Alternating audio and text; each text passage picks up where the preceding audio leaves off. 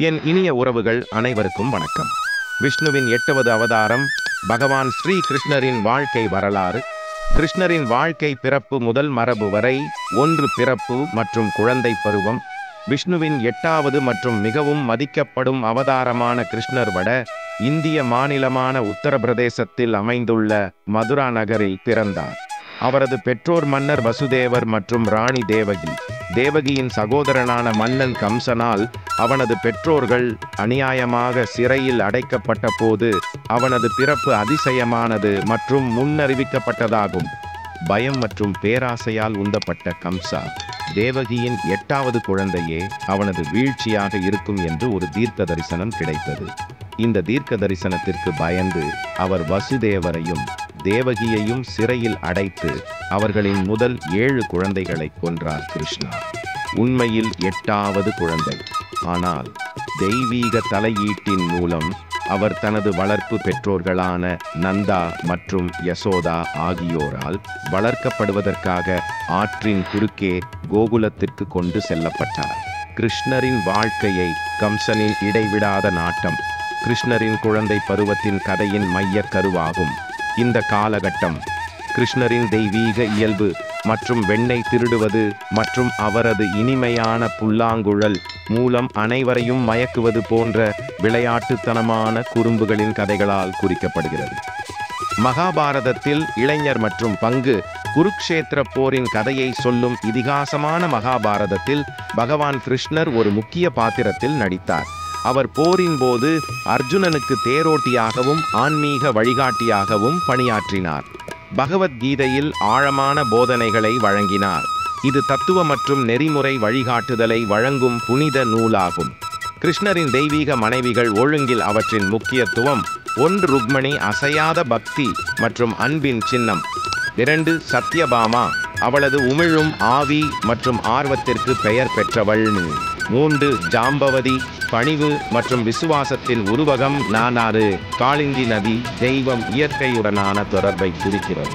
5 மித்ரவிந்தா, கிருஷ்ணரின் திருமண வாழ்க்கையில் பன்முகத்தன்மை சேர்த்தல். 6 நாக்நஜிதி, கிருஷ்ணரின் தெய்வீக உறவுகளை வளப்படுத்துதல். 7 பத்ரா, கிருஷ்ணரின் வாழ்க்கையில் குறிப்பிடத்தக்க இருப்பு. 8 லக்ஷ்மணா, 8வது முக்கிய மனைவி, பகவான் கிருஷ்ணருடன் ஒரு தனித்துவமான பந்தத்தை பகிர்ந்து கொள்கிறார்.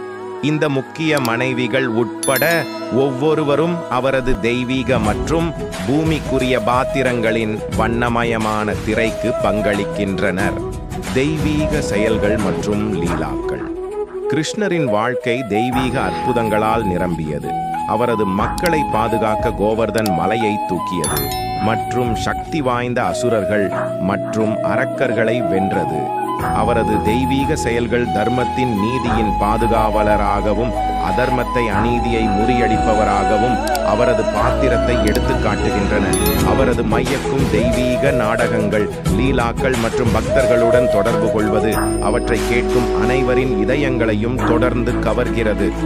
இதில் கிருஷ்ணர் நடனமாடிய காதல் மற்றும் பக்தியின் தெய்வீக நடனமான ராஸ் லீலாவும் அடங்கும்.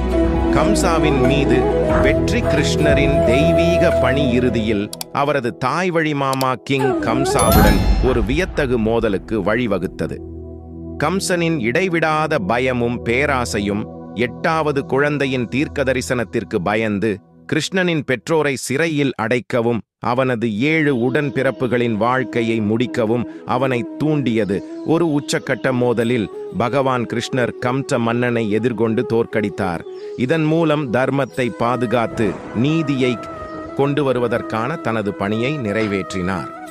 இந்த முக்கியமான நிகழ்வு கிருஷ்ணரின் வாழ்க்கையில் ஒரு குறிப்பிடத்தக்க திருப்புமுனையை குறித்தது. அவருடைய மரபு தெய்வீக அவதாரமாகவும் நீதியின் கலங்கரை விளக்கமாகவும் முத்திரையிடப்பட்டது. மரபு மற்றும் முக்கியத்துவம். இந்து மதம், ஆன்மீக தத்துவம் மற்றும் கலாச்சாரம் ஆகியவற்றில் பகவான் கிருஷ்ணரின் ஆழமான தாக்கம் இன்றும் நிலைத்திருக்கிறது. அவரது போதனைகள் பகவத்கீதையில் காணப்படுவது போல் மில்லியன் கணக்கானவர்களின் ஆன்மீக பயணங்களில் தொடர்ந்து ஊக்கமளிக்கின்றன. கிருஷ்ண ஜென்மாஷ்டமியின் வருடாந்திர கொண்டாட்டம், அவரது பிறந்த திருவிழா, பக்தர்கள் விரதம் கடைபிடிப்பது, பக்தி பாடல்கள் பாடுவது மற்றும் அவரது வாழ்க்கையின் காட்சிகளை மறுபரிசீலனை செய்யும் ஒரு மகிழ்ச்சியான சந்தர்ப்பமாகும். தெய்வீக காதலன், வழிகாட்டி மற்றும் பாதுகாவலராக கிருஷ்ணரின் பாரம்பரியம் உத்வேகம் மற்றும் பக்தியின் காலமற்ற ஆதாரமாக உள்ளது. கிருஷ்ணருக்கு அர்ப்பணிக்கப்பட்ட புகழ்பெற்ற கோயில்கள். 1.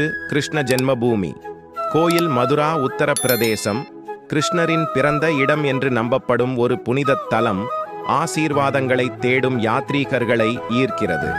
2. துவாரகாதீஷ் கோயில், துவாரகா, குஜராத். கிருஷ்ண பக்தர்களின் குறிப்பிடத்தக்க யாத்திரை தலமான துவாரகாவின் ஆட்சியாளராக கிருஷ்ணருக்கு அர்ப்பணிக்கப்பட்டுள்ளது.